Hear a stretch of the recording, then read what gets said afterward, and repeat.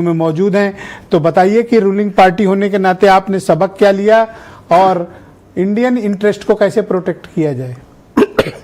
देखिए ब्रजेश जी, नेपाल से हमारा संबंध उसी तरह का है जैसे एक सगा भाई होता है। तो हमारे अगर सगे भाई के घर में आग लगेगी तो निश्चित रूप से हम लोगों को चिंता होती है। और नेपाल से हमारा संबंध, जैसा आपने भी शुरू में कहा, हमारा धार्मिक और सांस्कृतिक संबंध है, आध्यात्मिक रिश्ता है। हाँ, आध्यात्मिक, बिल्कुल। मैंने सगा भाई शब्द इस्तेमाल किया है। देखिए, पशुपतिनाथ के मंदिर के जो पुजारी हैं वो दक्षिण भारत से आते हैं, और भारत की सेना में हमारे यहाँ जो गोरखा रेजिमेंट है वो ज्यादातर नेपाल के हैं।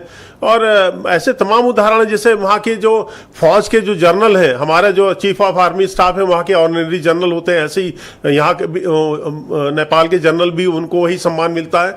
तो ये बहुत प्रगाढ़ता है। पार्टी होने के नाते आपका स्टैंड क्या है नेपाल में? जो नहीं, निश्चित रूप से हमारी जो सरकार है बहुत कीनली इस पर निगाह रखे हुए है, और नेपाल हमारे लिए बड़ा महत्वपूर्ण राष्ट्र है, बहुत महत्वपूर्ण राष्ट्र है हर तरह से। और ये निश्चित रूप से जो वहाँ आपने भी जैसे कहा कि पिछले 16-17 सालों में जब से राणा वंश का राजशाही का अंत हुआ है, जिस तरह से दुर्भाग्यपूर्ण से उनकी हत्या की गई थी, उसके बाद वहाँ जो लोकतंत्र की स्थापना की गई और जो कम्युनिस्टों का वहाँ रूलिंग रही है, लंबे समय तक कम्युनिस्टों का रूलिंग रही है। और ये कम्युनिस्टों का जो फेल्योर रहा है, जो भ्रष्टाचार अनाचार उन्होंने किया है, उसके प्रति जनता में बहुत आक्रोश था, उसी आक्रोश का प्रकटीकरण था। लेकिन एक बात मैं कह दूंगा तो आपको थोड़ा सा बुरा लग जाएगा। नहीं, बोलिए बोलिए।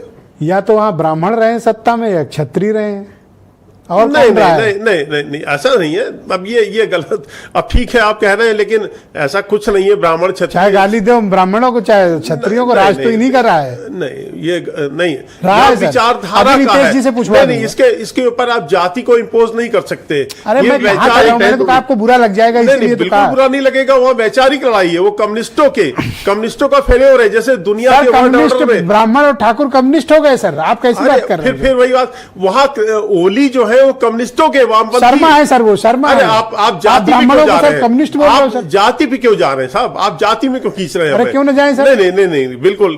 मैं आप क्यों हमें ब्राह्मण और ठाकुर हमें बात करने दीजिए ना। देखिए, वहां का जो लग रहा है मामला, मैं एक बात और कहना चाहता हूँ। फंस गए भाई आज। नहीं, आपके फंसाने से मैं नहीं फंसने वाला हूँ। ना, आप सोच रहे हैं कि मैं फंस गया, बिल्कुल नहीं फंसने वाला हूँ। मैं आपके ट्रैप में आने ही वाला नहीं हूँ। ट्रैप? बिल्कुल, ये आपका ट्रैप है। इस ट्रैप में मैं नहीं फंसने वाला।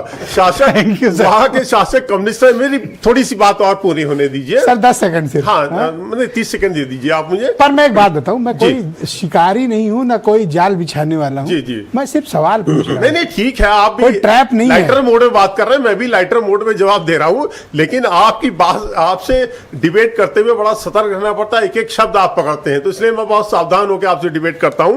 दूसरी बात, देखिए, जो एक चीज है, जो जिस तरफ ये जेनजी का मामला जा रहा है, मैं उस पर थोड़ी बात करना चाहता हूं। इस पे मैं थोड़ा सा ध्यान खींचना चाह रहा हूं। 2015 में नेपाल में भूकंप आया था, राणा जी। उसके बाद वहां क्रिश्चियन मिशनरी आई, अमेरिकन एनजीओज आए, उसके बाद वहां धर्मांतरण शुरू हुआ।